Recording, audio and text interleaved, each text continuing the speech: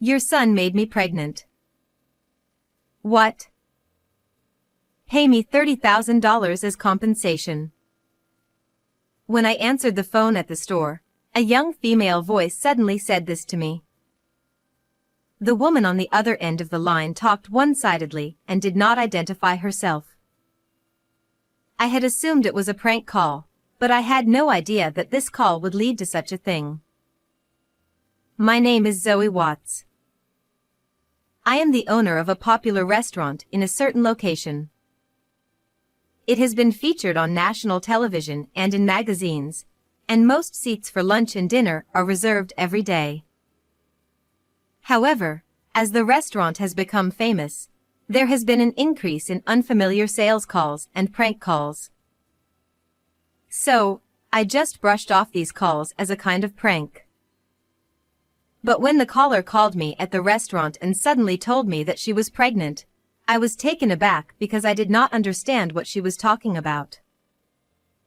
I do indeed have a son, but there is no way in the world that he would get someone pregnant. So I got a little bit naughty, thinking that a prank caller saying the most shocking line ever sounded kind of interesting and was curious to hear the details. I aborted my child and I'm hurt, emotionally and physically. What are you going to do for me? And you're going to pay for my surgery. Well, first of all, excuse me, who are you? It is a hard part of the customer service business to have to respond politely, even if it is a prank call. It would be troublesome if the call is recorded, made into a story, and then the caller starts telling all kinds of things about us. I'm a customer at your store. Your son hurt me, and that's the first thing you say to me? You and your son have no common sense or compassion. I don't think my son is capable of such a thing. The employees in the kitchen and at the counter glanced at me as the conversation took on an atmosphere that did not seem to be a dinner reservation. I chuckled to reassure them and waved a fluttering hand to signify that it was okay. Your son forced himself on me on a dark night street. You recognized his face in the dark? Of course I could.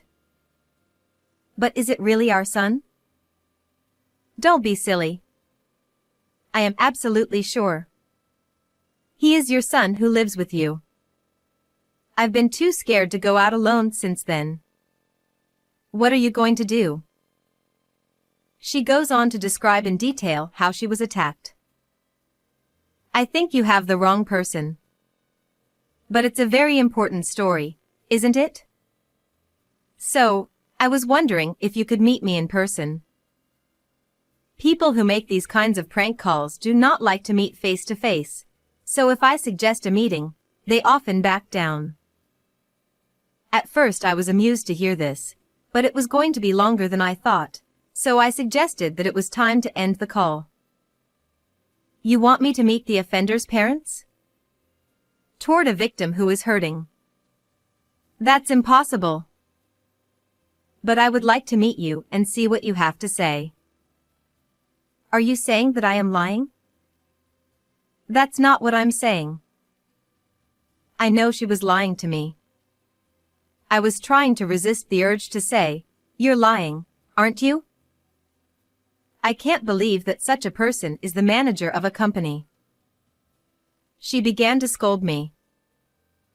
Anyway, why don't we meet and talk? No matter how many times I suggested it, she still refused to meet with me. I see.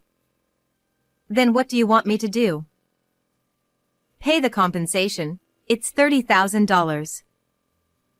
But I can't pay such a large amount of money because you have the wrong person in the first place. You can pay it. I know your store is thriving. If you don't pay, I will sue you to the police. Even though it is a popular restaurant, $30,000 is a lot of money for a restaurant, which has only a few seats, and I have no intention of paying it in the first place. I'll go to the police, but is that okay? No, it's fine. I said this without hesitation, and the woman became silent for a moment. If my son really did something like that, as a parent I should make him pay for it. But I don't think he did it in the first place. How can you say he didn't do it? Don't think it's only your son. You should be a little skeptical. I would believe you if you had some proof. Do you have any? Proof. I don't want to be asked for money without any proof. The woman on the other end of the phone is silent for a while, as if she is thinking about something. If you don't have any proof, I'll hang up. And when I was about to hang up the phone. Wait a minute. If I have proof, you'll pay me money? Well, I guess I'll think about it. Wait a minute. I'll bring the proof. Almost as soon as the words were finished, the woman hung up the phone with a snap. Owner, are you all right? No problem. It's just a prank call. Ronnie, the employee, sounded concerned, so I told him so. There was no way she could find any evidence, so I was sure I wouldn't hear from her again. But I had a bad feeling that if she got in and made a scene in the restaurant, I would not like it. That night, when I was preparing for dinner and had forgotten all about the phone call, Ronnie held an envelope in his hand. Ronnie came running up to me with an envelope in his hand and a pale face. What's wrong? It's not like you to run in the store. Owner, this is for you. He handed me a letter. Dear Zoe Watts, I was attacked and impregnated by your son. Please transfer $30,000 in compensation. Below the letter was a bank transfer address, and the payee's name was Nadia Clarkson. Ronnie, who was the first to see the contents of the letter, which was not addressed or sealed, looked pale and upset. Calm down. But. Because you know my son. I said, and he looked, oh.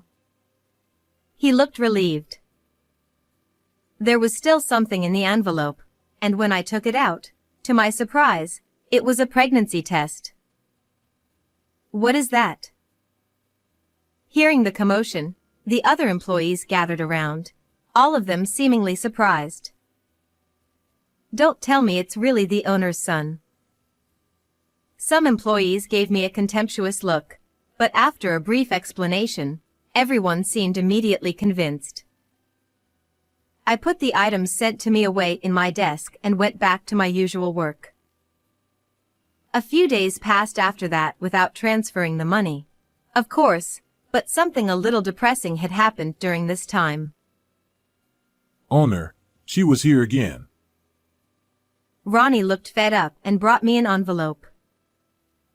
Well, just in case you want to take a look at the contents, put it in its usual place. Recently, harassing letters were being put in the store's mailbox several times a day. You are not going to run away. Pay me. The owner is the parent of a criminal. His son got a college girl pregnant and he never apologizes. The owner of this store is a cruel woman with no human heart and no sincerity. Insane, overprotective, poisonous parents. It's your fault that your son became like that. Take responsibility. I will stop customers from coming to this store. It's for the good of the world and people. What will happen to the store so that no more customers will come here? Like that restaurant where that greasy, black, disgusting stuff is in the food. I don't think I'll ever go there again. The content gradually escalated, and the last one was a threat. Fortunately, we have yet to receive any complaints that something was really in the food. But it is exhausting to be constantly on the lookout for the possibility of being set up. In the midst of all this, there was something that bothered me. Lunch today, there are more empty seats. little by little, really, but the number of customers is decreasing. Yes, that's right. We're always full, but today we have 2 empty tables. I thought of the poor food waiting in the kitchen to be cooked. Owner, I look up when I am called and see Ronnie coming toward me with his laptop in his arms. look at this review site. I looked at the computer screen and found terrible slanderous comments on the latest reviews. Poor customer service. They don't listen to their customers. Especially the owner. Seems to have been featured on TV and in magazines and is feeling good about it. The food is getting lazy. The soup is thinner than the last time I was there. I saw an employee drop the meat down before grilling and then gently put it back up. Everyday low reviews are being posted and the star ratings that were at the top of the list are dropping fast. I found myself shaking with anger. Why should I be hurt by such unjustified words? We are getting ready, right? A low, cold voice that I couldn't believe was my own was unintentionally coming out of my mouth. Yes. It's almost done. I chuckled at Ronnie's answer. It has been a week since I discovered the slanderous comments on the review site. The number of customers was getting fewer and fewer. When I went out into the hall, I found Watson, a regular, and a young woman sitting side by side at the store counter. Watson, thank you for everything. You must be tired. I greeted him, and Watson said something to me about my labor. No, my work is what I live for. I responded with a smile, and Watson shook his head in sympathy. That's great. Your son is in trouble. But don't give up. Don't be discouraged. I'm on your side, and I'm going to give your son the strength he needs to atone for his crime. Huh? I froze at those words, not knowing what he was talking about. No, this store, which is always crowded at any given time, has been somewhat empty lately, so I wondered what was going on. Then this girl next to me was kind enough to show me an internet page that had information about this restaurant. Then he turned to the pretty 20-something-year-old woman sitting next to Watson. It's really tough, isn't it? I like this place, so I've been coming here recently to lend a hand, even if just a little. I remembered that I might have seen her often at the shop recently. But what's written here is a misunderstanding. The regulars here were wondering why the place has been so empty lately, so I explained it to them. What? I couldn't believe what she was saying. I mean, isn't it sad not to know the truth? Plus, I thought if they knew that there are people like me and Watson who still come here, the owner might be happy. So you were spreading unverified online information to the customers of this shop. I forgot to use polite language and ended up raising my voice. Eek, scary. I read online that the owner is a terrible person, but I thought that wasn't true, but it seems like it might be true after all. If you've done something wrong, you should just apologize honestly. She twisted her body and moved away from me, as if trying to avoid a blow even though I wasn't raising my hand. Miss, that's not a good way to talk. Zoe must be tired from everything that's happened. Watson was trying to defend her, but that wasn't the point. The issue was different from that. At that moment, a bag fell off the chair behind her with a thud. As she twisted and moved around, it must have shifted. Despite my anger towards her, my customer service instincts kicked in, and as I reached to pick up the bag, Nadia Clarkson. My hand stopped at the name written on the student ID that had fallen out of the bag. Oh, it's okay, I'll pick it up myself. She hastily got off the chair to retrieve the bag and the student ID, but I had already taken them. Hey, give it back. No matter how many times I looked at it, there was no mistake. It was the name written on the letter with the pregnancy test, which was not evidence at all. So it was you. I've been looking for you, Nadia Clarkson. Ah, I must have mixed up my friend's student ID, so I'm not Nadia. But the photo on the student ID matches your face, doesn't it? So you were a student at University A. No, it's not like that. She accepted the truth more readily than I expected, realizing she couldn't evade it any longer. What? Are you trying to embarrass me in front of all these people? This might be revenge, but won't it backfire on the shop's reputation? She crossed her arms arrogantly, completely defiant. Her attitude only made me more angry. Ronnie. Bring everything over. I instructed him to quickly bring a stack of envelopes and documents as thick as 10 centimeters from the office, along with the laptop. And you were the one sending harassment letters to the shop repeatedly, weren't you?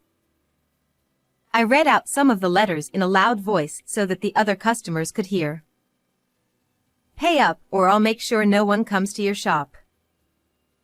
The owner is the parent of a criminal. The son got a female university student pregnant and didn't even apologize. It's pathetic to eat food from a place like this. I'll make sure no one comes to the shop. That's for the good of the world. Hearing the harsh words, some regulars put their hands over their mouths. These are clearly threats, aren't they? You don't have evidence that I sent these letters.